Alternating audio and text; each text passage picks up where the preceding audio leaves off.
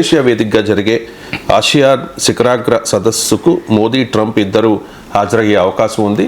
ఈ మలేషియాలో ద్వైపాక్షిక భేటీ కూడా ఉంటుంది ట్రంప్ మోదీల మధ్య అని చెప్పేసి. సార్ ఏం ఎక్స్పెక్ట్ చేయొచ్చు ఈ భేటీలో? ప్రత్యేకంగా పర్సనల్గా కలిస్తే ఏదో మారిపోతుంది, ట్రంప్ మోడీల ఫ్రెండ్షిప్ వల్ల అని అనుకునే ఇప్పటిదాకా వచ్చింది. సో ఈ పర్సనలైజ్డ్ డిప్లొమసీ అనేది ఈ సోకాల్ స్ట్రాంగ్ లీడర్స్ యొక్క యాటిట్యూడ్. ఇది ట్రంప్ యాటిట్యూడే మోడీకి కూడా, నా పర్సనల్ రిలేషన్స్తో మొత్తం మారిపోతుంది అని. కానీ ఇప్పటి వరకు అనుభవం ఏం చెప్తోంది, ఈ పర్సనలైజ్డ్ డిప్లొమసీ అనేది నడవదు. మీకు ఉదాహరణ, మోడీ ప్రైమ్ మినిస్టర్ అయిన వెంటనే ఈ పర్సనలైజ్డ్ డిప్లొమసీలో భాగంగా పాకిస్తాన్ ప్రైమ్ మినిస్టర్ నవాజ్ షరీఫ్తో వ్యక్తిగతమైన స్నేహం అనే ఒక ప్రాజెక్ట్ అయింది. ఆఫ్ఘనిస్తాన్ వెళ్ళి చెప్పకుండా చేయకుండా నవాజ్ షరీఫ్ ఇంటికి వెళ్ళిపోయాడు. నవాజ్ షరీఫ్ కూడా తెలియదు పాకిస్తాన్ వచ్చేదాకా. వెళ్ళి అక్కడ నవాజ్ షరీఫ్ తల్లికి పాదాభివందనం చేసి, నవాజ్ షరీఫ్ ఇంట్లో భోజనం చేసి, నవాజ్ షరీఫ్ మనమరాలు పెళ్ళికి అటెండ్ అయ్యి వచ్చారు. చూడండి ఎంత క్లోజ్ మన prime minister, Pakistan prime minister. ఎవరు వస్తారు చెప్పకుండా? ఎంత ఇంటిమసీ ఉంటే చెప్పకుండా వస్తారు? ఇప్పుడు ఇన్ని రోజుల నుంచి మీరు నాతో ప్రోగ్రామ్ చేస్తారు, మీరైనా నాకు ఫోన్ చేయకుండా వచ్చి తలుపు తీసుకొని రావడానికి హెసిటేట్ చేస్తారు కదా. అది బాగా వెరీ వెరీ పర్సనల్లీ క్లోజ్ ఉంటే తప్ప ఇంట్లో చెప్పకుండా ఇంటికి రాను. అంత క్లోజ్ మోడీ షరీఫ్ని ప్రజెంట్ చేశారు. ఏం జరిగింది తర్వాత, ఏం జరిగిందో మనం చూసాం కదా. ఇండియా పాక్ రిలేషన్స్ ఎక్కడ దాకా వచ్చాయని. మరి పర్సనలైజ్డ్ డిప్లొమసీ ఎక్కడ పోయింది? అందువల్ల ఈ పర్సనలైజ్డ్ డిప్లొమసీతో రెండవది ఉదాహరణ చెప్తాను మీకు. జింపింగ్ ప్రైమ్ మినిస్టర్ మోడీల మధ్య మామూలు ఫ్రెండ్షిప్ కాదు. మీరు ఆ ఉయ్యాలు లూగింది ఫోటోలు కనబడతాయి, మీరు గూగుల్ ఇమేజెస్లో కొట్టండి. మోడీ జింపింగ్ ఇన్ స్వింగ్ అని ఎట్ మహాబలిపురం అని. సో మామిళ్ళపురం మహాబలిపురంలో ఇద్దరు సముద్ర తీరాన ఆ రాక్స్ పైన కూర్చొని పాత స్నేహితులు కలిస్తే మాట్లాడుకుంటాను చూడండి, ఎంతో క్లోజ్గా.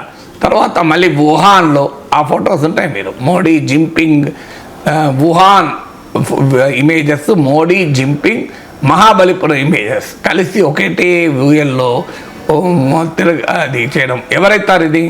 40 ఏళ్ళ తర్వాత 30 ఏళ్ళ తర్వాత క్లాస్మేట్స్ కలిస్తే, రారా ఎన్ని రోజులైందిరా కలిసి, రారా అరే అప్పటి లైఫ్ ఎట్లున్నది రా, అది కాదురా ఇట్లా అని చెప్పి ఇద్దరు ఇంట్లో ఉన్న హాల్లో ఉన్న ఉయ్యల మీద ఊగుతుంటే, భార్య కాఫీ తెచ్చేయాలా మీ ఫ్రెండ్స్ మాట్లాడుకుంటుంటే అని, లేదా పక్క బాల్కనీలో కూర్చొని చల్లటి గాలి పీలుస్తూ ఏం సంగతి రా మనం 10వ తరగతిలో ఉన్నప్పుడు ఎట్లుండేలా అని మాట్లాడుకుంటే, ఇద్దరు ఫ్రెండ్స్ చాలా రోజులైంది కలిసి కదా, ఏమన్నా కావాలా స్నాక్స్ అని భార్య వచ్చి అడిగితే ఎంత బాగుంటుంది లైఫ్.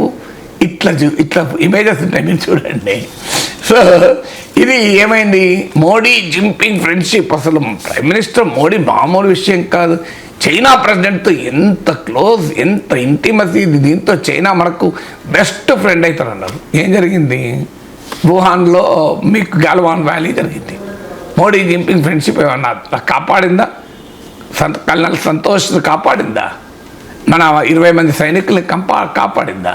రెండో ఉదాహరణ మీకు చెప్పింది. మూడో ఉదాహరణ ట్రంప్. ఇదైతే మామూలు ఫ్రెండ్షిప్ కాదు. దోస్త్ మేరా దోస్త్ అనుకుంటూ పెద్ద ఎత్తున హౌడీ మోడీ నమస్తే ట్రంప్ కేంచో ట్రంప్ అని అహ్మదాబాద్ నుంచి ఊస్టన్ వరకు దోస్త్ మేరా దోస్త్ అని నడిచింది. ఇది ఎక్కడి దాకా పోయిందంటే ఆఖరికి ట్రంప్ ఎన్నికల క్యాంపెయిన్లో కూడా మోడీ విజువల్స్ వాడుకున్నాడు.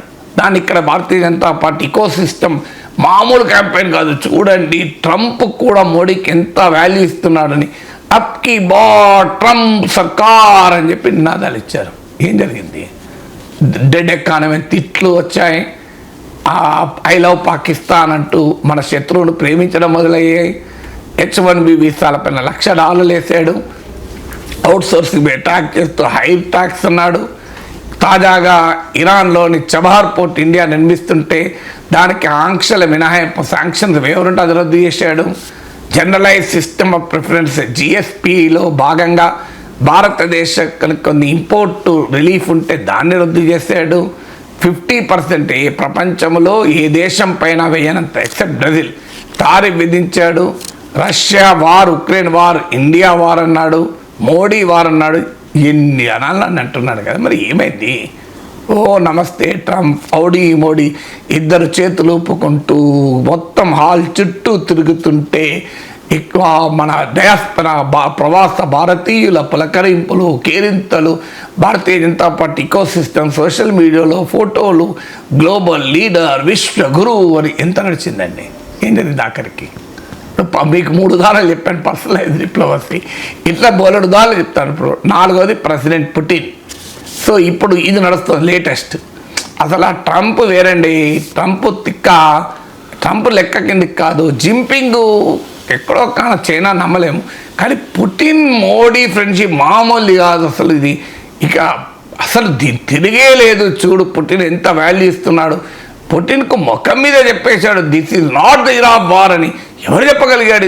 ఇవన్నీ అన్నారు. ఇప్పుడు ఏమైంది? యుక్రెయిన్ వార్లో భారత పాత్ర ఎవరుందా? ఎవరు దిగిన రంగంలోకి? తుర్కీ దిగింది. India దిగిందా?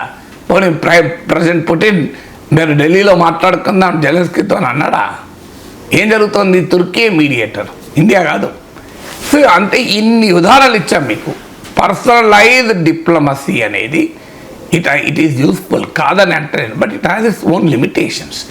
Personalised diplomacy strong leaders తమ ఇండివిజువల్ ఇమేజ్ కొరకు దేశ విదేశాంగ విధానాన్ని తమ ఇండివిజువల్ ఇమేజ్కు ఉపయోగించుకోవాలని ఒక ప్రయత్నం చేస్తూ ఉంటారు. ఇది ప్రపంచవ్యాప్తంగా సోకాల్ స్ట్రాంగ్ లీడర్స్కి ఉండే పర్సనాలిటీ ట్రేట్ ఇది. కానీ అది అవసరమే. పర్సనలైజ్ డిప్లొమసీ వద్దని నేను అంటలేను. డెఫినెట్గా దేశాధినేతల మధ్య వ్యక్తిగత ఫ్రెండ్షిప్ కొంత మేరకు ఉపయోగపడుతుంది. మీకు ఇంకొక ఉదాహరణ చెప్తాను. ఇది మోడీతో సంబంధం లేని ఉదాహరణ. రిషి సునక్ భారతీయుడు, బ్రిటన్స్ ప్రైమ్ మినిస్టర్ అయ్యాడు. ఏ ప్రాక్టీసింగ్ హిందూ. తన ప్రధానమంత్రి అధికార గృహంలోకి వెళ్ళటానికి ఆవును కూడా తీసుకెళ్లారు ముందే. మన దేశంలో ఇప్పుడు ఎలాగైతే గృహప్రవేశం అప్పుడు హిందువులం ఎవరమైనా గోప్రవేశం చేయిస్తాం, ఆవు ఇంట్లో తిరిగి వస్తుంది, అలా ఆవును కూడా తిప్పారు. దీపావళి జరుపుకున్నాడు, చేతికి ఆ కంకణం కట్టుకొని వెళ్ళాడు. శ్రీరామనవమి రోజు ఉత్సవాల్లో పాల్గొన్నాడు. బహిరంగంగా నేను హిందువును అని ప్రకటించుకున్నాడు. మనం ఎంత ఆనందపడ్డాం. మన నారాయణమూర్తి అల్లుడయ్యా, మన ఇంటల్లుడయ్యా, సో మన అల్లుడు, సో మన అక్షిత తెలియదా నీకు, మన సుధామూర్తి అల్లుడయ్యా అని ఆనందపడ్డాం. ఏం జరిగింది? ఇండియా యూకే ట్రేడ్ డీల్ కుదిరిందా? మన రిషి ఉన్నప్పుడు కుదరలే. కీ స్టార్మర్ వచ్చాక కుదిరింది ఇండియా యూకే. అంటే ఈ పర్సనలైజ్డ్ డిప్లొమసీలు వర్కౌట్ కాదు అనటానికి ఇన్ని ఉదాహరణలు చెప్పాను మీకు. ఇంకా నేను పని చెప్పగలను. అంటే ఎప్పుడు కూడా డిప్లొమసీ అనేది ఆయా దేశాల స్ట్రాటజిక్ ఇంట్రెస్ట్లతో లింక్ అయి ఉంటుంది. దేశాధినేతల ఫ్రెండ్షిప్, స్నేహము కొంతవరకు మాత్రమే పనిచేస్తుంది, కొంతవరకు మాత్రమే. స్ట్రాటజిక్ ఇంట్రెస్ట్లే ప్రధానమవుతుంది. ఇప్పుడు మీరు నాకు 22 నెలలుగా 2 నెలలుగా ప్రోగ్రామ్ చేస్తాను పర్సనల్ ఇంటిమసీ. ఒక చెత్త టాపిక్ మీద డిస్కషన్ అమ్మంటే వస్తున్నాను నేను. ఒక మంచి టాపిక్ మీద డిస్కషన్ అమ్మంటే మీరు రమ్మంటారు, ఇంకోటి రమ్మంటారు, అప్పుడు మీకు ప్రిఫరెన్స్ ఇస్తాను. ఆ టాపిక్ పైన నేను మాట్లాడడం అనేదే ప్రధానమవుతుంది తప్ప రవిశంకర్ పిలిచాడా, కృష్ణ రామారావు పిలిచాడా నాకు అనవసరం కదా. అల్టిమేట్లీ ఆ టాపిక్ పైన నేను మాట్లాడాలని ఇంట్రెస్ట్ ఉంటే రామారావు కన్నా రవిశంకర్ బాగా తెలుసు కనుక రామారావు పిలిస్తే ఆ ఛానల్కి వెళ్ళను, రవిశంకర్ పిలిస్తే ఛానల్కి వస్తాను. సింపుల్. ఇంతకు మించి ఓ చెత్త టాపిక్ మీద మాట్లాడండి సార్ అంటే నేను వచ్చి మాట్లాడుతున్నా. ఎంత పర్సనల్. మీరు కనుక న్యూస్ రూమ్లో ఉండి నాగేశ్వర సార్ నాకు చాలా క్లోజ్ అండి, 2 ఏళ్ళ నుంచి సార్తో ప్రోగ్రామ్ చేస్తున్నా, ఏ టాపిక్ అయినా నేను పిలిస్తే రాకుండా ఉండడం అని మీరు అన్నారనుకోండి, ఫోన్ చేస్తే ఏమవుతుంది? మీరు అక్కడ నుంచి ఆ మీటింగ్ నుంచి నాకు ఫోన్ చేస్తాను, నేను వాయిస్ పడేస్తా. జరిగేది అదే కదా, అవునా కదా? సో ఎక్కడైనా పర్సనలైజ్ డిప్లొమసీ విల్ వర్క్ ఎప్పుడు స్ట్రాటజిక్ ఇంట్రెస్ట్ల మధ్య కన్వర్జెన్స్ ఉంటాయి. అంటే ఒక దేశాల విదేశాంగ విధానము, దేశాల వ్యూహాత్మక ప్రయోజనాల మధ్య కన్వర్జెన్స్ ఉన్నప్పుడు పర్సనలైజ్డ్ డిప్లొమసీ పనిచేస్తుంది. అంతకు మించి పనిచేయదు. ఆ డైవర్జెన్స్ ఉన్నప్పుడు పనిచేయదు. సో అందుకే మోడీ జింపింగ్లు ఊయలలుగిన గల్వాన్ హింస ఆగలేదు.